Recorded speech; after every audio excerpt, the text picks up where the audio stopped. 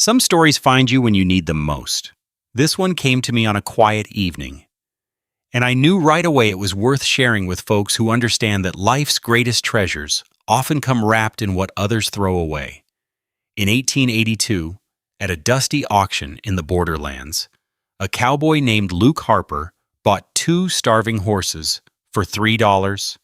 What he didn't expect was the silent widow they threw in for free, a woman the whole town had written off as worthless. But sometimes the people we overlook are the very ones holding the keys to everything we stand to lose. This is their story. $3 for Lot 12, two mares, and the widow. The auctioneer's gavel cracked against pine. Luke Harper's hand was still raised when he realized what he'd bought. The crowd parted. Two horses stood roped together, ribs jutting, coats dull as ash. Behind them, a woman. Calico dress faded to the color of old bone, head bowed, hands folded at her waist like she was standing at a grave. Someone laughed. "Good luck feeding three mouths, Harper." The woman didn't flinch, didn't look up. Luke lowered his hand. His throat went dry. He'd come for horses. He'd gotten something else. Something he couldn't name, couldn't weigh. The woman's stillness wasn't surrender. It was waiting. Her eyes lifted, met his. 1 second. Then she looked away, and Luke felt the ground shift beneath his boots. If this opening moved something in you, I'd be grateful if you'd share where you're watching from today. As the old folks used to say, a story shared is a blessing doubled. The wagon creaked west. Dust rose behind the wheels and settled on Luke's shoulders like something he couldn't shake off. He tried talking. Seemed like the decent thing. "Name's Luke Harper. Got a spread about 20 miles out. Harper Creek, they call it. Creek's near dry now, but the name stuck." Nothing. The woman sat in the wagon bed, spine straight against the sideboard. Her eyes stayed on the horizon. "Drought's been hard on everybody. 3 years now. Some folks gave up, moved on." The mares plodded forward. Their ribs showed through their hides like fingers pressing from inside. Luke adjusted his hat. Sweat crawled down the back of his neck. "You got kin somewhere, people I should know about. Wind, wagon wheels, the soft thud of hooves on packed earth." He glanced back. She hadn't moved, hadn't blinked. Far as he could tell, her hands lay flat on her knees, palms down. Working hands, calluses on the fingers. Not a woman who'd been sitting idle. They made camp where a creek used to run. Now it was just a scar of pale stones cutting through brown grass. Luke built a fire, fried salt pork, set a tin plate beside her. She ate. Slow. Careful. Like someone who'd learned not to waste a crumb. He tried again. "That auction back there, how'd you end up in it?" Her jaw stopped mid-chew, then continued. Luke gave up. He poured coffee into 2 cups, handed her one, and sat across the fire. Flames snapped between them. Smoke rose and bent in the wind. He didn't know when he fell asleep.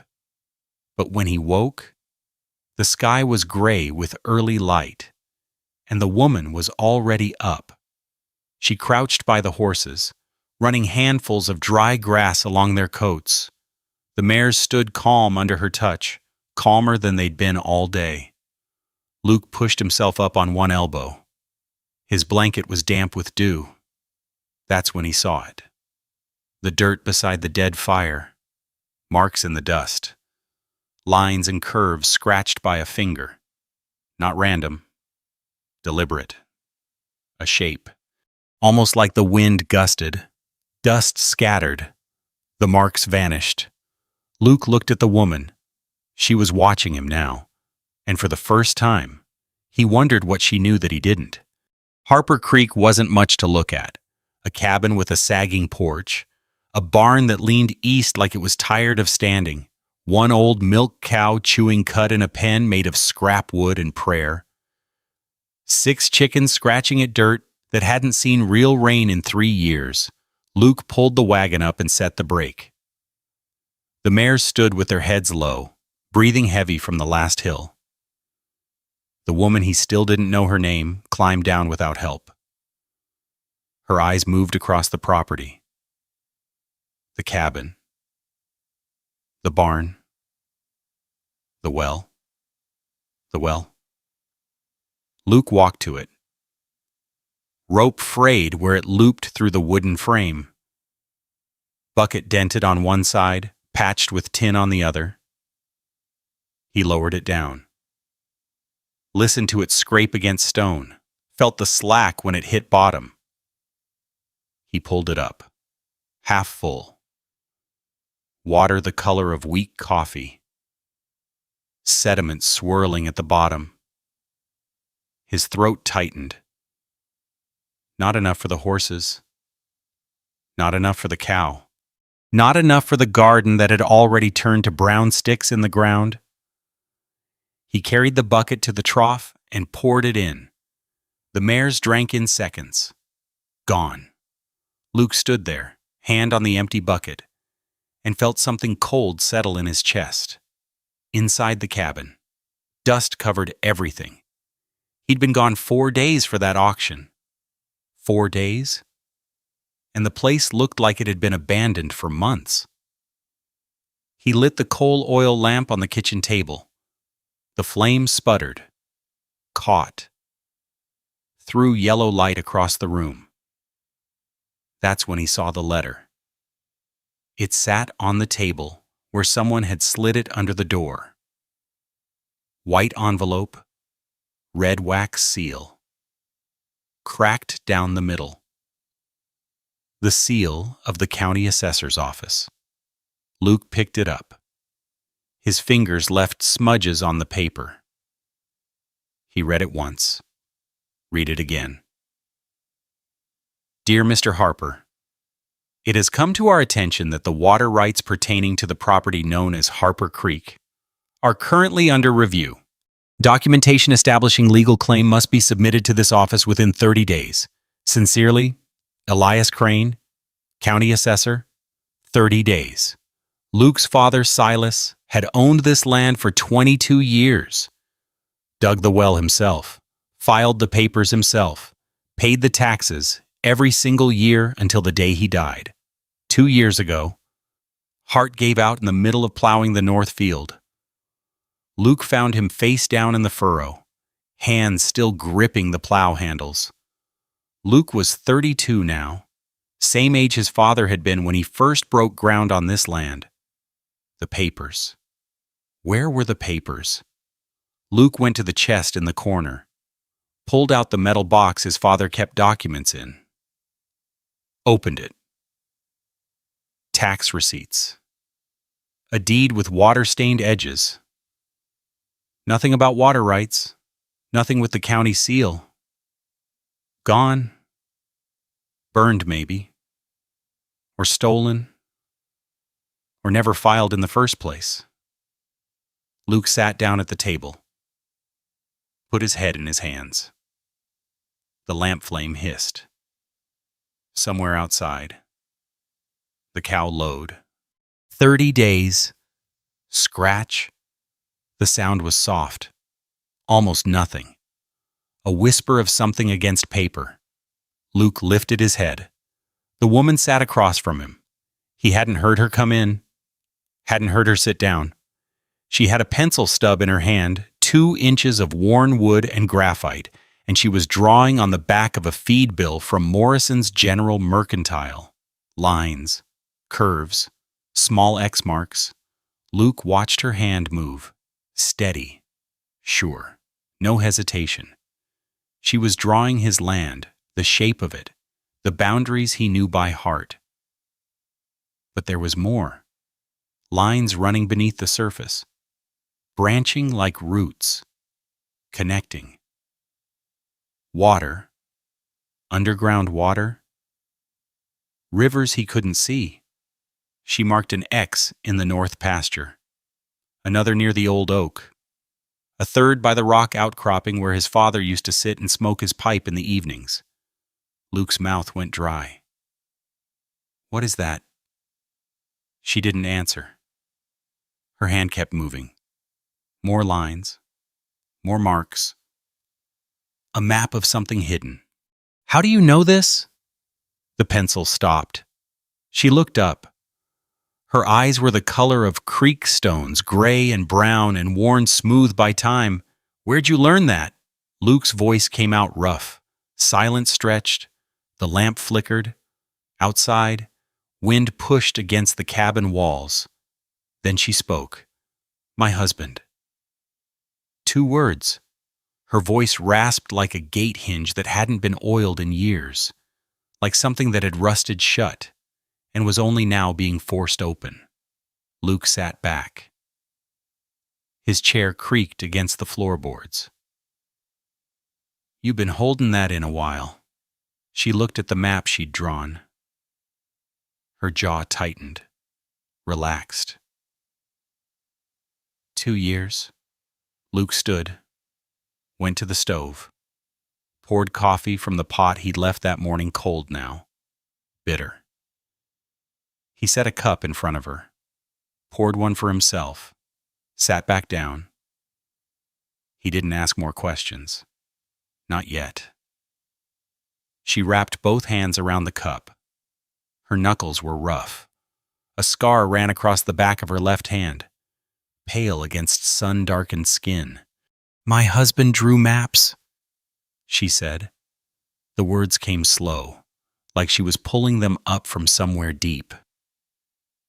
"For the county, surveyor work. He knew where the water was. All of it. Every vein. Every aquifer." She stopped, drank, set the cup down. "He worked for a man named Crane." Luke's blood went cold. Elias Crane. The name on the letter. The man who wanted his water rights. The woman's eyes met his. "Your father signed papers for Crane too, didn't he?" Luke couldn't speak.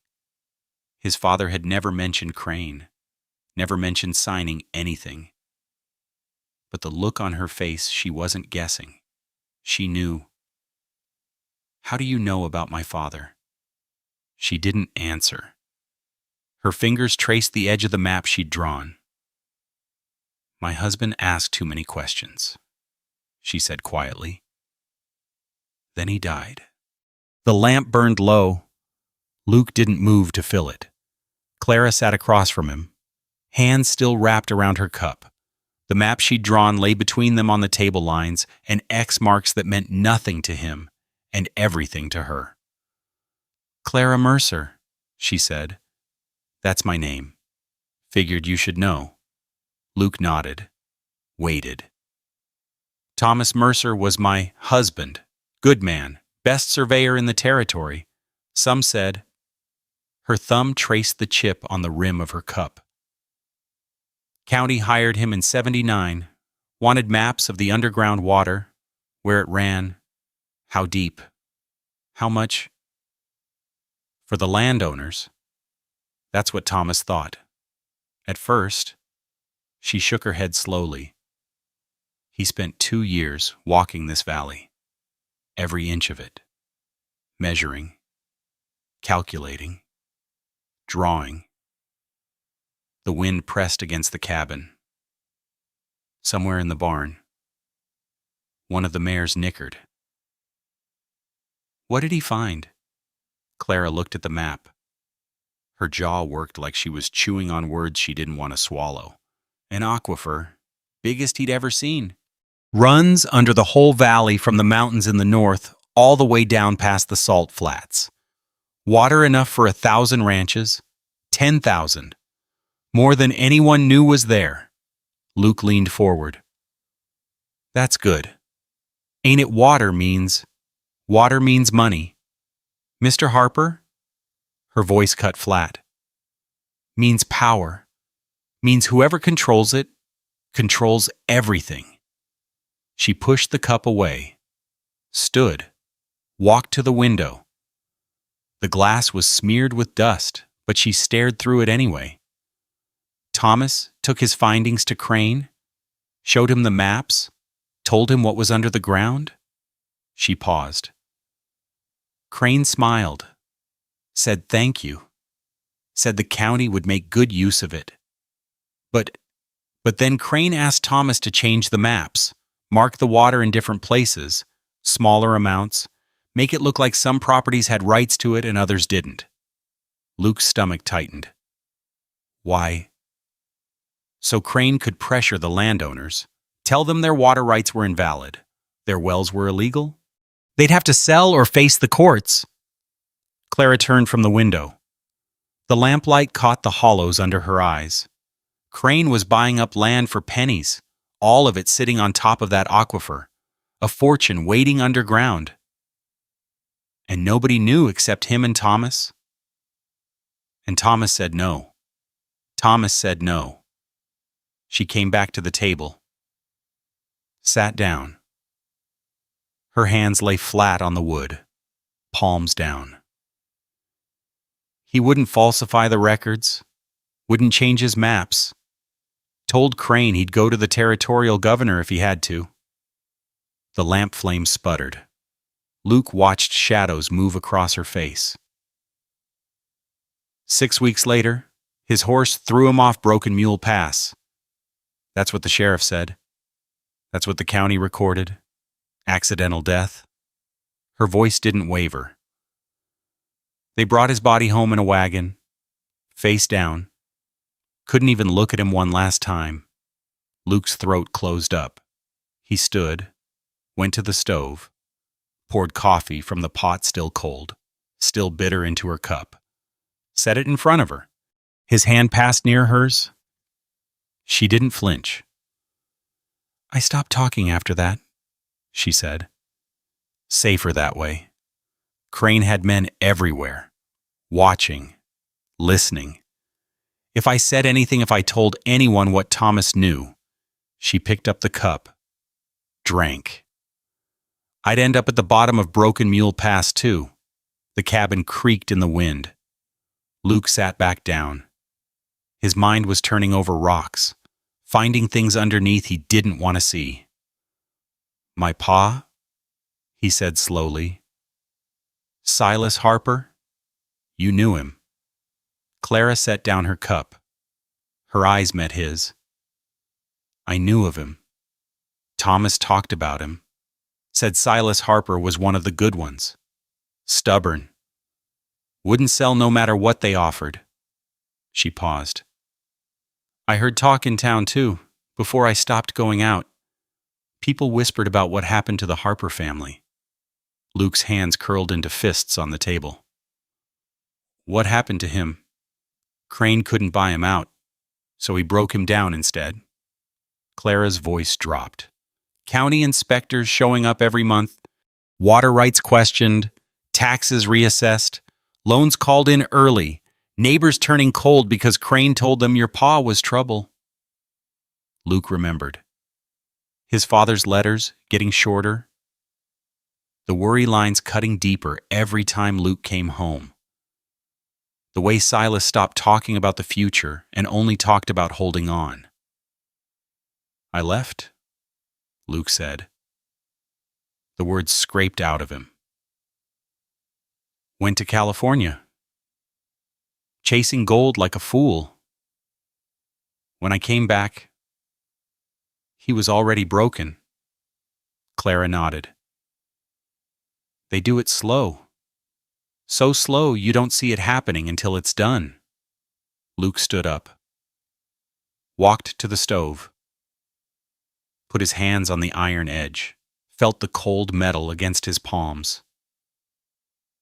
Crane killed your husband. Broke my pa. Now he's coming for me. Yes. He turned around. You could have run. After Thomas died? Why stay where Crane could find you? Clara looked at him. Something moved behind her eyes, not quite a smile, not quite sorrow. Where would I go that ain't his? The question hung in the air. Luke had no answer.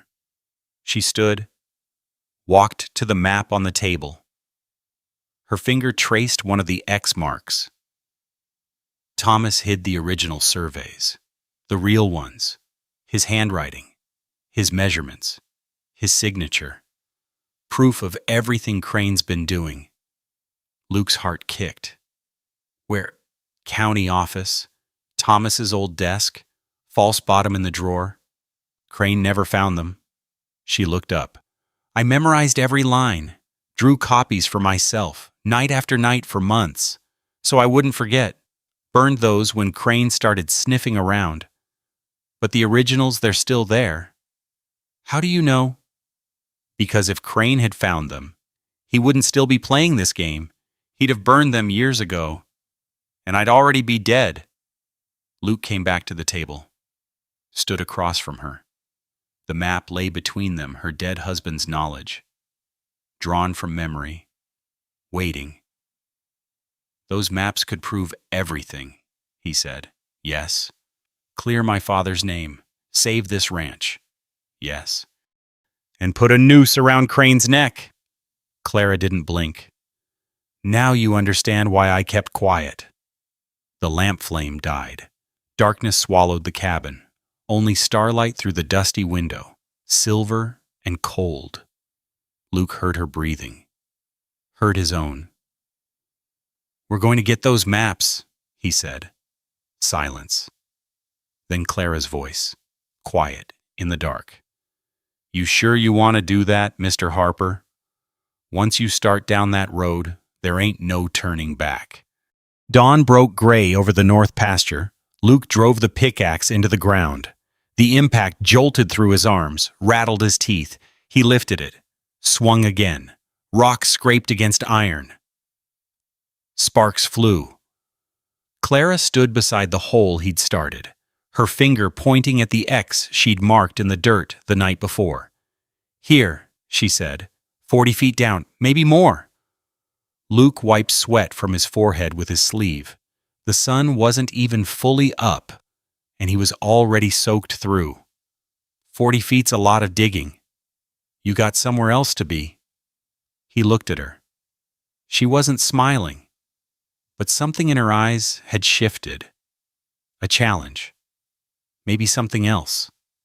He swung the pickaxe again. The first week, he broke through the top layer of hardpan, reddish clay that crumbled into chunks.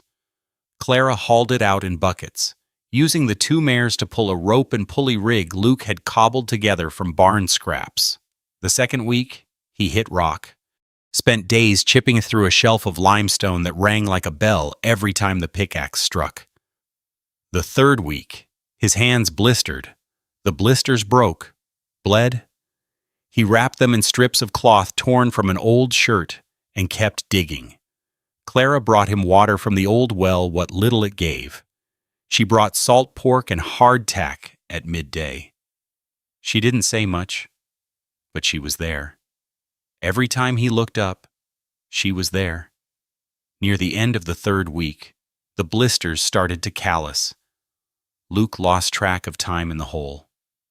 Down in the darkness, with only a kerosene lantern lowered on twine for light, the world shrank to the circle of earth in front of him. The smell of damp soil, the scrape of the spade, the rhythm of digging. Scoop, lift, dump in the bucket. Scoop, lift, dump.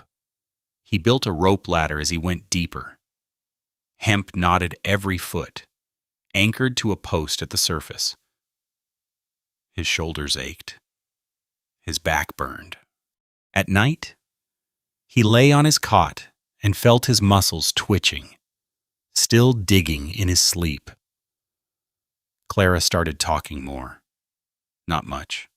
Not long conversations. Just words dropped into the silence like stones into still water. Thomas used to say the land tells you what it needs. You just have to listen. Luke paused, leaning on his spade. Sweat dripped from his jaw. He sounds like a patient man. He was more patient than me. She handed him a cup of water. Their fingers touched on the tin. She didn't pull away. On the fourth week, Luke hit 20 feet. The soil changed darker, damper. He could smell it now. Something different in the earth. Something that hadn't been touched by the drought above. "Getting close?" he called up.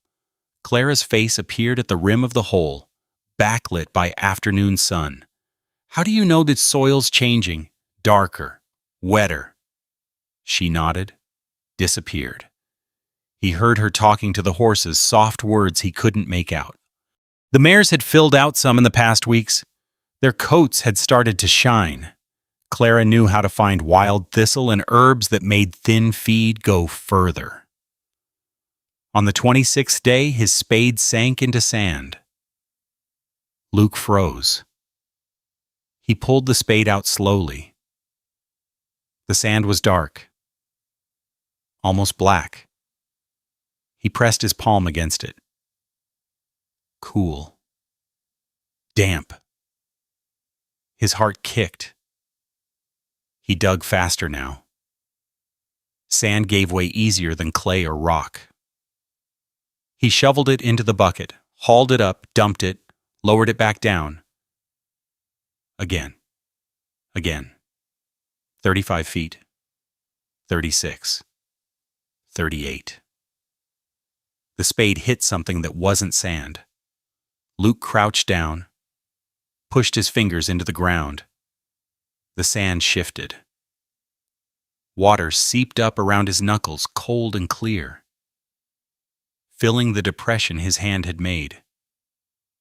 He stared at it, watched it rise. An inch.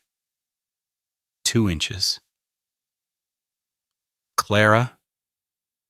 His voice came out rough, cracked. "Clara." Her face appeared at the rim. The sun was behind her, turning her hair to copper and gold. "What is it?" Luke cupped his hands. Water pooled in his palms, clean, sweet, cold. He lifted it toward the light. Water. The word echoed off the walls of the hole. Water, water, water. Clara's hand went to her mouth. Her shoulders shook. For a terrible moment, Luke thought she was crying. Then he heard it. Laughter. She was laughing a sound that seemed pulled from somewhere deep, somewhere long closed off. It rang across the pasture, startling the horses, sending a crow flapping from the fence post. Luke found himself laughing too, standing 38 feet down in a hole he dug with his own hands, cold water seeping around his boots, laughing like he hadn't laughed in years. He climbed out. The rope ladder swayed under his weight. His arms shook with exhaustion. Clara grabbed his hand at the top, helped pull him over the rim. They sat in the dirt, side by side, staring at the hole. "You did it," Clara said. "We did it." "We did." Luke picked up the dipper gourd from beside the bucket. "Come on." They walked back to the hole. Luke lowered the bucket on the rope, felt it fill, hauled it up hand over hand. Water sloshed over the rim, clear as glass, cold as mountain snowmelt. He filled the dipper, handed it to Clara. She drank, long and deep. When she lowered it, water dripped from her chin. She handed the dipper back to him. He drank from the same side. The water tasted like nothing he'd ever tasted before. Clean, alive. They sat on the edge of the well as the sun dropped toward the hills. The sky turned orange, then pink, then deep purple. My mama used to say water finds its way, Clara said quietly. Luke looked at her. Your mama sounds like she knew things. She knew enough to marry a man who could dig. Something passed between them. Not a touch, not a word. Just a moment where the space between them felt smaller than it had before. Clara pulled her knees up to her chest. Her calico dress was stained with mud past saving. Probably. She didn't seem to care. Thomas's maps, she said. The ones in the county office? If we can get them, we can prove what Crane's been doing. His handwriting, his signature, his notes in the margins. Everything. Luke nodded. You told me. I know. But I need you to understand something. She turned to look at him. The last light caught her eyes. If Crane finds out we're going after those maps, he won't wait for courts or lawyers. He'll come for us himself. Let him come. Clara shook her head. You don't know him. You don't know what he's capable of. I know what he did to your husband. I know what he did to my pa. Then you know he doesn't lose, ever. She paused. We need to be smart about this. Careful. We can't just walk into the county office and... She stopped. Luke followed her gaze. A dust cloud was rising on the road, something moving toward them. Something fast, a black carriage, brass fittings catching the last of the daylight. Clara's face went pale. He already knows, she said. Crane already knows what we're doing. The carriage was black, lacquered wood that caught the dying sun like a mirror. Brass fittings on the doors, leather seats visible through the window, 2 horses in the harness, matched bays, well-fed, coats gleaming. Luke had never seen anything that clean on the road to Harper Creek. It pulled up in front of the cabin and stopped. Dust settled around it like it was afraid to touch the polish. The door opened. A man stepped out. He was tall, gray hair swept back from a high forehead. Black coat, black vest, white shirt buttoned to the throat. His boots were polished to a shine that had no business being out here in the dirt and sage. In his right hand, he carried a walking stick ebony shaft, silver top shaped like a wolf's head. 2 other men climbed out behind him, younger, soft hands, ink stains on their fingers. They carried ledger books and rolled papers tied with red ribbon. Not gunmen, clerks. Luke noticed one of them, a thin young man with spectacles. Couldn't be more than 22 or 23. The young clerk's eyes darted to Clara, then quickly away. Something uneasy in his face. Something that looked almost like shame. Luke filed it away. He stood on the porch, arms crossed. Clara was beside him. She hadn't moved since the dust cloud appeared on the road. The tall man walked toward them. His boots crunched on the dry ground. He stopped at the bottom of the porch steps and looked up at Luke with a smile that showed teeth, but nothing else. Mr. Harper. Luke Harper, I presume? That's right. Elias Crane? He didn't offer his hand. County Assessor. I believe you received my letter. I did. Crane's eyes moved past Luke to Clara. Something flickered across his face. Recognition. Surprise. Something else that came and went too fast to name. Then his expression smoothed out, blank as fresh paper. Mrs. Mercer? His voice dropped half a note. I heard you'd moved on. Clara didn't answer, didn't blink. Her hands hung at her sides, still and steady. Crane looked away first. Luke felt something shift in his chest. He filed that away too. I've come to discuss the matter of your water rights, Mr. Harper.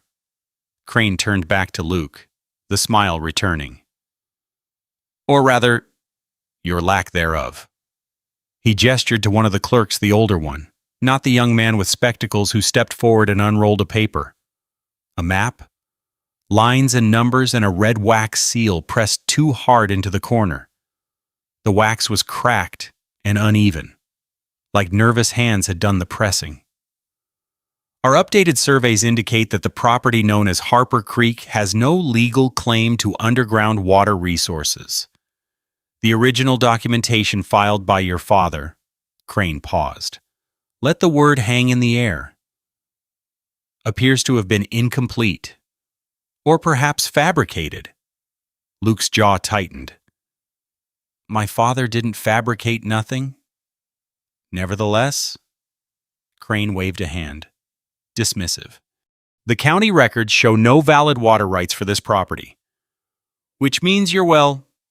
His eyes drifted to the old well by the cabin, then stopped. He'd seen the new one. The fresh dirt piled beside the hole in the north pasture. The rope and pulley rig. The dark, wet stains spreading in the ground where water had already started seeping up. Crane's smile faltered. Just for a moment. A crack in the polish. You've been busy, Mr. Harper. Man's got a drink. Crane turned to the older clerk with the ledger, took it from him, flipped through pages like he was looking for something specific. Digging an unauthorized well is a violation of county water ordinances. Section 12, paragraph 4, punishable by fine, imprisonment, or forfeiture of property. He looked up. I'm trying to help you here, son. Save you from making a mistake you can't undo. I ain't your son. The smile thinned. No, I suppose you're not.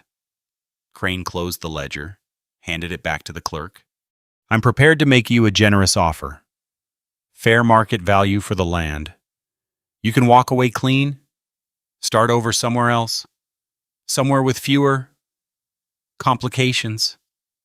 And if I don't, then I'll return with proper legal authority. Sheriffs, court orders, the full weight of the county. Crane's voice stayed pleasant, but his eyes had gone flat, cold, like river stones in winter. I've done this before, Mr. Harper, many times. The outcome is always the same. Luke came down one step, then another. He stopped on the bottom step, eye to eye with Crane. Stubbornness isn't a strategy. Mr. Harper, Crane said softly. Ain't stubbornness. Luke kept his voice level. It's just I don't like being robbed. Crane's jaw twitched. The smile vanished. He turned to Clara. She hadn't moved from the porch, hadn't spoken. Her silence filled the space between them like something solid. Mrs. Mercer? Crane's voice had changed harder now, the polish wearing thin. Your husband's work was incomplete. Perhaps you should discourage Mr. Harper from foolish hopes. You know better than most how these things end. Clara's chin lifted. 1 inch? Maybe 2. She stepped forward, down the porch steps, past Luke. She stopped 3 feet from Crane and looked him full in the face. She didn't say a word. Crane's hand tightened on his walking stick. The silver wolf's head caught the last of the light. His knuckles went white. You have nothing, he said. His voice was lower now, almost a hiss. No proof, no papers, no one to believe you. You're just a widow with a dead husband and a talent for drawing pictures in the dirt. Clara didn't blink. The silence stretched. 10 seconds. 20. The clerks shifted their weight.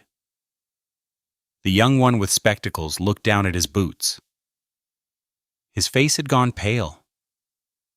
Crane broke first. He turned away, walked back to the carriage. His boots left prints in the dust sharp and clean, already filling with dirt. 30 days, Mr. Harper, he said without looking back. Produce valid documentation or vacate the property. Those are your options. He climbed into the carriage. The clerks followed the older one first, then the young one. The young clerk glanced back once. His eyes met Luke's for half a second. Something in that look, guilt, maybe, or warning. Then he was inside, and the door closed with a solid thunk. The driver snapped the reins. The matched bays pulled forward. The carriage rolled away, dust rising behind it like a curtain. Luke and Clara stood in the yard, watching it go. The dust settled. The sound of hooves faded. Silence crept back in the wind in the grass, the chickens scratching in the dirt, the creak of the barn door swinging on its hinges. "He's scared of you," Luke said. Clara watched the carriage disappear over the rise. Her hands were steady at her sides. Her voice, when it came, was quiet. "Good." Luke looked at her. Really looked. The woman who had been thrown in free at an auction, the woman who hadn't spoken for 2 years, the woman who'd drawn him a map to water he didn't know existed. "What did your husband know that's got Crane so rattled?" Clara turned to face him. The last light was behind her, turning her outline to shadow. "Everything," she said. "Thomas knew everything, and Crane knows I know it too." She walked past him toward the cabin, stopped at the door, looked back. "He's going to come back, harder this time, with men who aren't just clerks." Luke nodded. "I figured. We need to get those maps before he does something we can't undo." "How long do we have?" Clara's eyes went to the road where the carriage had disappeared. The dust was still settling. The stars were starting to come out, cold and sharp. "Less than 30 days. Crane doesn't wait for deadlines." Her voice dropped. "He makes sure his enemies don't reach them." She went inside.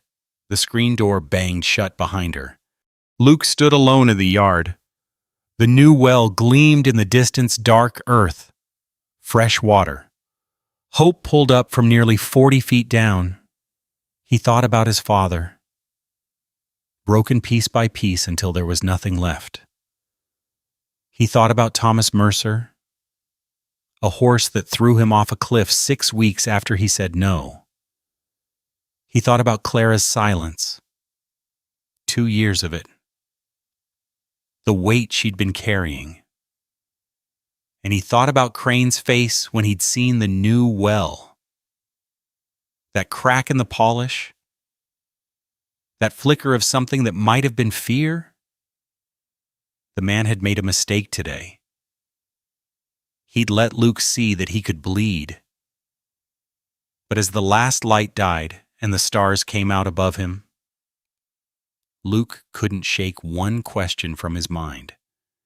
If Crane had killed Thomas Mercer for knowing too much, what was stopping him from doing the same to Clara? Morrison's general store smelled like pickles and sawdust. Luke had been coming here since he was a boy buying nails with his father. Penny candy when he had pennies to spare, flour and salt and coffee beans every month for 20 years. The bell above the door jangled when he walked in. Henry Morrison stood behind the counter, weighing sugar on brass scales. He looked up. His hand stopped moving. "Luke." "Henry." Luke pulled a list from his pocket.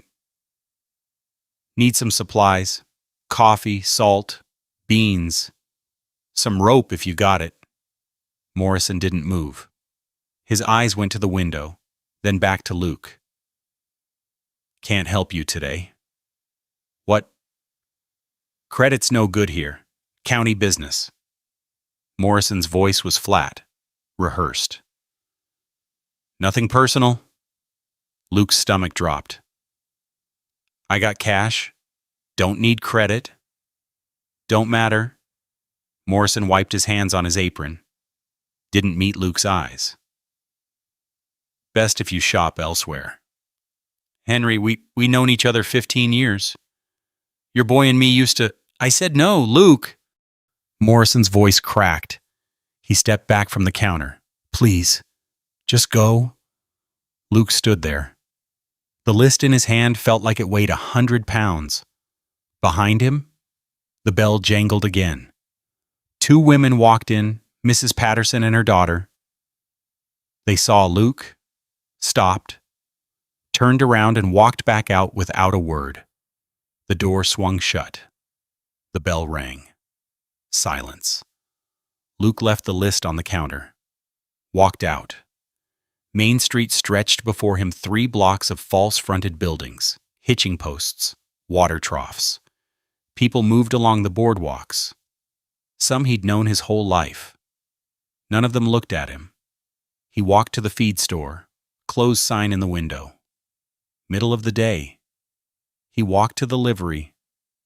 Tom Baxter saw him coming, ducked inside, pulled the door shut. He walked to the bank. The teller's window had a sign, no new accounts, no loans. Luke stopped in the middle of the street. The sun beat down on his shoulders. Sweat soaked through his shirt. People walked past him on either side, their eyes fixed straight ahead like he wasn't there, like he was already gone. A voice behind him. Harper? Luke turned. 3 men stood in front of the saloon, ranch hands by the look of them, sunburned faces, worn boots, work-hardened bodies. One of them stepped forward. Big man, red beard, arms like fence posts. Heard you been digging where you ain't supposed to. Luke's hands hung at his sides. Ain't none of your business what I dig. Crane says different. The big man spat tobacco juice at Luke's boots. Says you've been causing trouble. Says you got a woman up there who don't belong to you. She don't belong to nobody. That right? The man stepped closer. His breath smelled like whiskey and rot. Way I heard it. She's been passed around plenty. One more hand won't make no difference. Luke's fist was moving before he knew it. The punch landed solid knuckles against cheekbone. The crack of impact. The big man's head snapping back. Then the other 2 were on him. A boot caught Luke in the ribs. He doubled over. Another boot connected with his shoulder, spun him sideways. He hit the ground hard, face first in the street. Mud and horse dung filled his nose, his mouth. He tried to push up. A hand grabbed his hair, shoved his face down. Stay down, Harper. Weight on his back, knees pressing into his spine. His arms wrenched behind him. Mud in his eyes, his ears, coating his tongue. Crane wants you gone. You don't leave on your own. We'll carry you out in pieces. They let him go. Boots walked away. Laughter faded. Luke lay in the street, face down in the muck. The taste of dirt and manure filled his mouth. He could feel people walking past him, stepping around him. No one stopped. No one offered a hand. He rolled onto his back. The sky was blue and empty above him. A woman on the boardwalk glanced down, then looked away, hurried on. Luke got to his knees. Mud dripped from his face, his chest, his hands. He could feel it in his hair, cold and thick. His ribs screamed where the boot had landed. He stood up, staggered, caught himself on a hitching post. Reverend Coulter was standing in front of the church across the street, white-haired, stooped, Bible clutched in both hands. He'd baptized Luke as a baby, married his parents, buried his father. Luke met his eyes. Coulter looked away, started to turn toward the church door, then stopped, walked across the street, slow and careful. like a man approaching a wounded animal. "Luke," his voice was barely above a whisper. "I can't help you. Not publicly. Crane's got the judge. Fight him, and you'll lose everything." Luke wiped mud from his eyes. His hands were shaking. Coulter leaned closer. "But I wrote a letter to the territorial capital. Don't know if it'll do any good." "Don't know if anyone will listen?" He pressed something into Luke's hand, a folded paper. "This is a copy, in case something happens to me." Then he was gone. Walking back to the church, his shoulders hunched like he was carrying something heavy, Luke looked at the paper in his hand. Mud smeared across the fold. He tucked it inside his shirt, against his skin. He walked to where he'd tied his horse, mounted up, rode out of town without looking back. The ride home took 3 hours. By the time he reached the cabin, the sun was low and his clothes had dried stiff with mud. He stank of horse manure and humiliation. His ribs throbbed with every breath. Clara was on the porch. She stood when she saw him. Her hand went to her mouth. Luke dismounted, walked past her, sat down on the top step, put his head in his hands. The porch boards creaked. Clara sat down beside him. Neither of them spoke. The sun dropped lower. Shadows stretched across the yard. The new well stood in the north pasture, a dark circle against the brown grass. "I left him," Luke said finally. His voice came out raw, scraped hollow. "My pa? I left him here alone. Went chasing gold in California like a fool." Clara didn't say anything. She sat with her hands in her lap, waiting. "I thought I'd come back rich, buy him new equipment, hire hands to help with the work." Luke's throat closed up. He forced the words out anyway. "Instead, I came back broke, found him broken.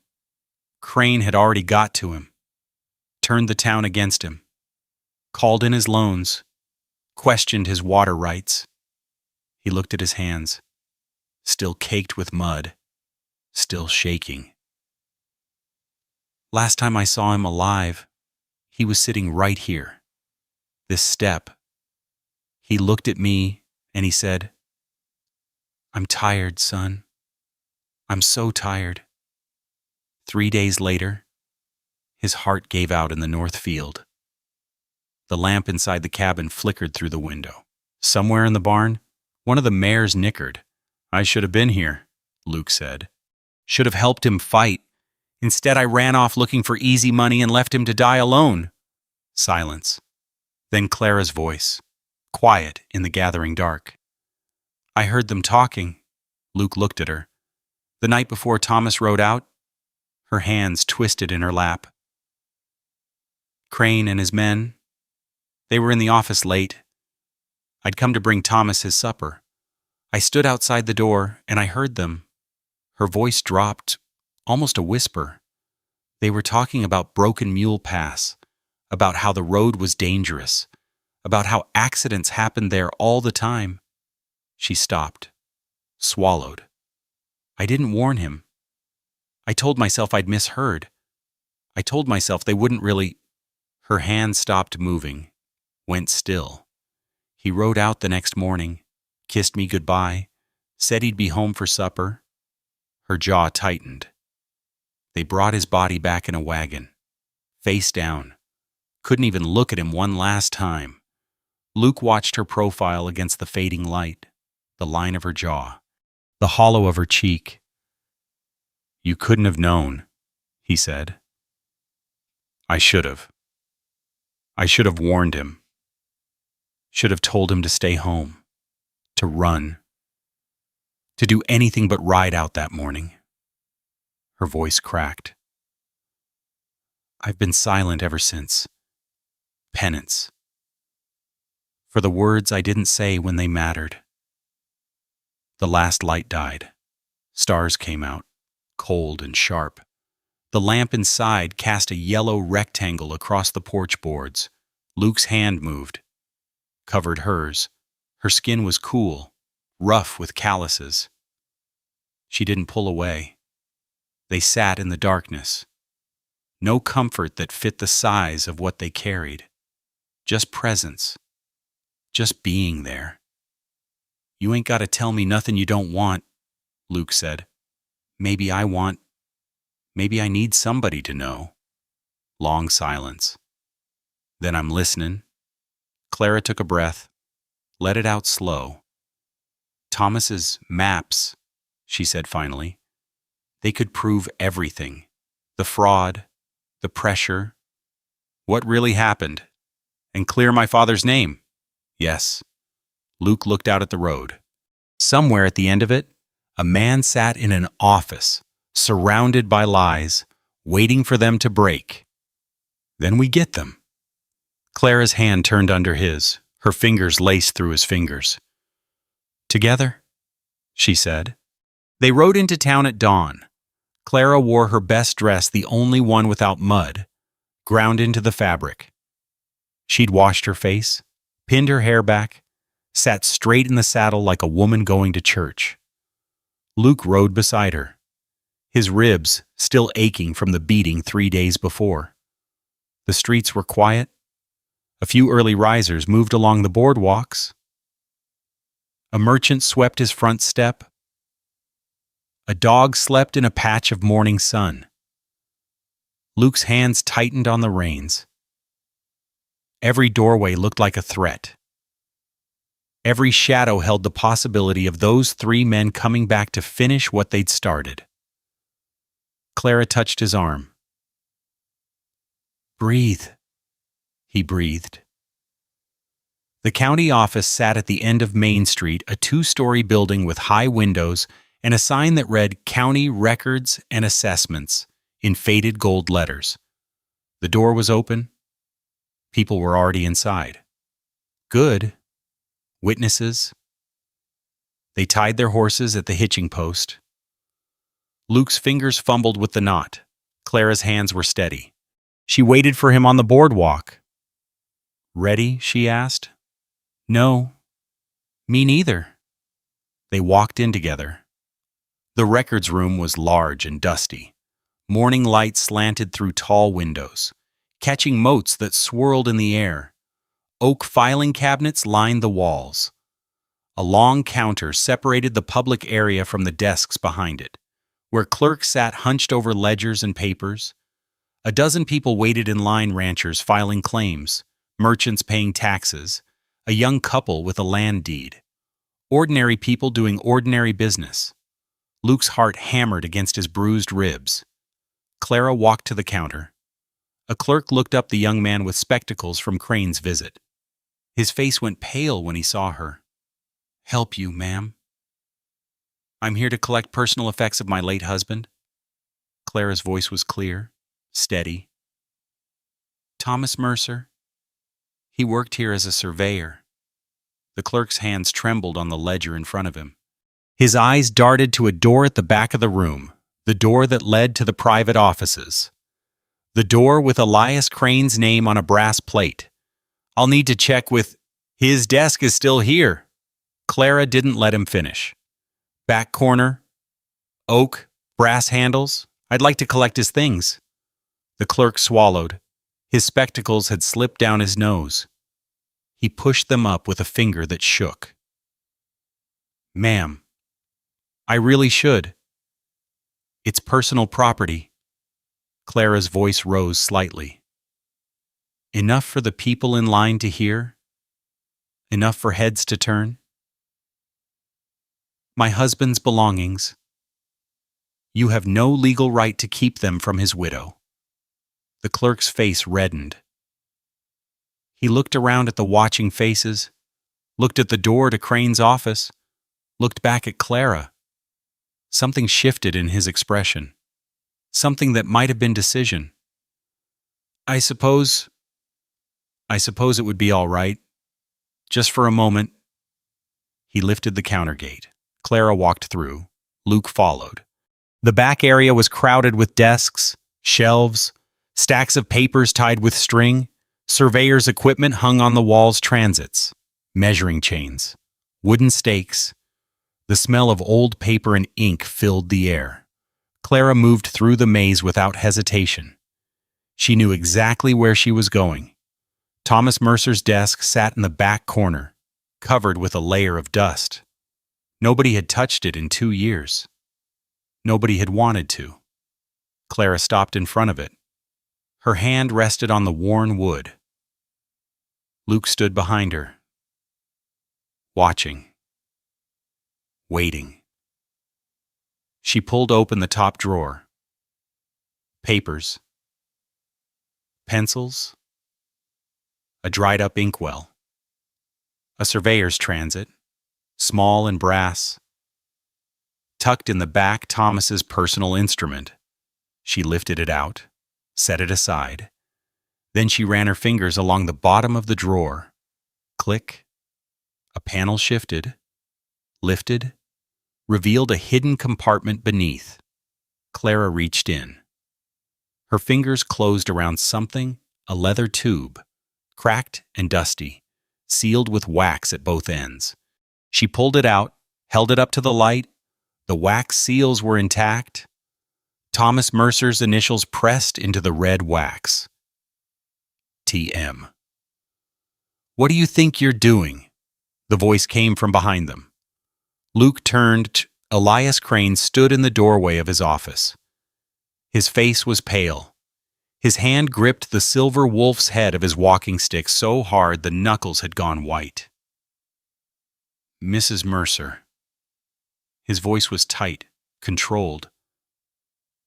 "Put that down. Those are county property." Clara turned to face him. The leather tube clutched in both hands. "These are my husband's work." Her voice rang out across the room. Clear, strong. His surveys, his measurements, his signature. She walked toward the counter, toward the public area, toward the witnesses. Crane moved to block her. "I'm warning you." His last word. Clara didn't stop, didn't slow down. "And everybody in this room is going to see it." She reached the counter, set the tube down, broke the seals with her thumbnail, unrolled the maps. Paper crackled, dust rose. Thomas Mercer's handwriting emerged into the light, neat, precise lines marking underground water sources, measurements, coordinates, boundaries, and in the margin, written in the same careful hand, E.C. requested alteration, refused, T.M. The room went silent. Luke watched the faces of the people gathered around. The ranchers, the merchants, the young couple. Their eyes moved from the maps to Crane, back to the maps. Crane's face had gone gray. "Those documents are forgeries," he said. His voice cracked on the last word. "This woman is mentally unstable. Her husband's death. My husband was murdered." Clara's voice cut through his like a knife. "Because he wouldn't lie for you. Because he wouldn't change these maps to help you steal land from honest people." Murmurs rippled through the crowd. Someone pushed forward an old rancher Luke recognized. Sam Whitfield. Lost his spread 3 years ago to Crane's pressure tactics. "Let me see those maps." Crane stepped forward. "This is county business. Everyone needs to know." The voice came from behind the counter, the young clerk with spectacles. He stood with his hands flat on the wood, face pale but jaw set. No, Mr. Crane. These people have a right to see." Crane turned on him. "You work for me, boy. You'll do as I say, or—" "My father lost his farm." The clerk's voice shook. But he didn't back down. 2 years ago, you told him his water rights were invalid. He believed you. He sold for nothing and drank himself to death inside a year. The room went still. I took this job because I needed work. The clerk's hands were trembling now. Tears on his cheeks behind those spectacles. I've looked the other way. I've pretended not to see, but I can't. His voice broke. I can't do it anymore. He reached under the counter, pulled out a ledger book, set it on the counter beside the maps. This is the real records book, the one Mr. Crane keeps locked in his office. Every transaction, every pressure sale, every land grab for the past 5 years. Crane's face contorted. He lunged for the ledger. Sam Whitfield stepped in front of him. Then another rancher. Then another.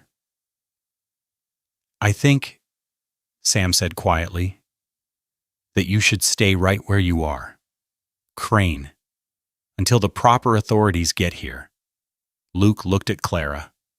She stood at the counter, maps spread before her, surrounded by people who had finally seen the truth. Her hands had stopped shaking. She met his eyes. The door banged open. A man in a dusty coat strode in, a badge on his chest, telegram clutched in his hand.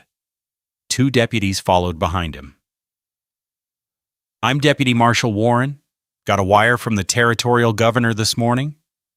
He looked around the room, took in the scene, the maps, the ledger, the crowd. Crane frozen in place.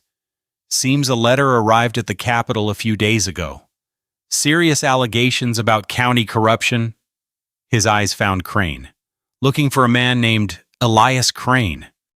The room parted. Warren walked through, stopped in front of Crane. Mr. Crane, you're being held pending investigation for fraud, coercion, and conspiracy. He took the walking stick from Crane's limp fingers. You'll be coming with me. Luke watched them lead Crane out. The black carriage sat at the curb, the same carriage that had rolled up to Harper Creek with threats and ultimatums. Crane climbed in, a deputy on either side. Not as an owner this time, as a prisoner.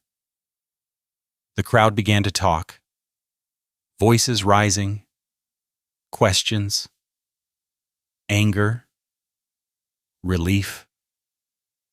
The young clerk was shaking hands with Sam Whitfield, wiping his eyes with his sleeve. Clara rolled up the maps, slid them back into the leather tube, picked up Thomas's transit and tucked it under her arm. Then she held the tube against her chest. Luke came to stand beside her. It's over, he said. Clara looked at the door where Crane had disappeared.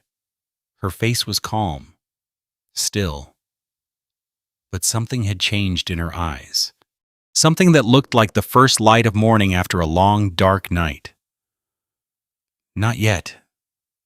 She turned to him. There's one more thing I need to do. What's that? She looked down at the leather tube. Thomas's last gift. His truth. Preserved in ink and paper. I need to visit my husband's grave. I need to tell him it's finished. 3 weeks later, the state investigator arrived from the territorial capital. Luke watched the man dismount in front of the cabin, tall, gray-haired, wearing a badge that caught the morning sun. Behind him, 2 deputies waited on horseback. Mr. Harper? The investigator removed his hat. I'm Marshal Reynolds. I've been reviewing the documents Mrs. Mercer provided. The territorial governor has opened a formal inquiry into Elias Crane's activities. Clara stood on the porch, her hands wrapped around a cup of coffee. She didn't speak.